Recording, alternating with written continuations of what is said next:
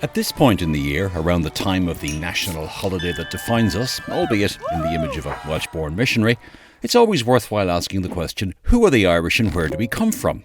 What makes this even more compelling is that basically we haven't a bug. But we're Celtic, you might say. Unless you're from Glasgow, in which case we're Celtic. Well, of course we are. Except we're not. The population of Prague is probably more Celtic than we are, which may account for the city's popularity as a hen party destination.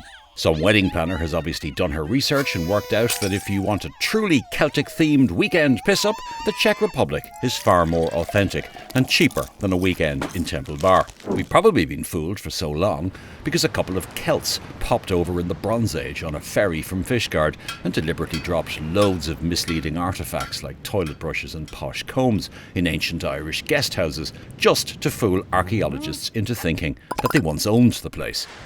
Around 1,000 years or so after the Celts didn't invade Ireland and defeat the Milesians, the Fomorians, the Fir Bolg, the Tuatha De Danann and all the other Irish tribes that probably never existed, came the Vikings.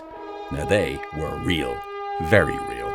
They were Northern European marauders, fed up with the high taxes required to fund Scandinavian welfare programmes, so they were the earliest tax exiles. The ones that didn't settle in Ireland discovered America, lived in a state of barely repressed anger at the deep state, and became Donald Trump. The Vikings were net exporters. That's because they took more from Ireland than they contributed over the years. Gold, silver, monks, and our lovely Buachali agus Colini as slaves. In return, they contributed shards of pottery, those really uncomfortable looking helmets with horns, and Dublin. To culchies like myself, the latter was a particularly bad deal, and they can have it back any time. A culchie, by the way, is someone from outside the Pale. The Pale... Oh, never mind, this could end up like Russian dolls.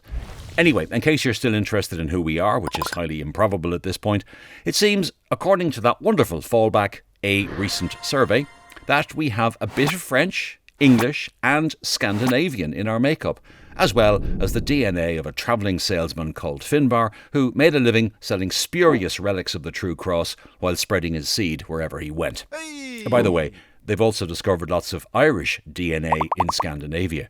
Remember what I said about our lovely Buachali agus Colini? By the way, I made up the bit about Finbar the travelling salesman. The Irish are always making things up. That's actually who we are.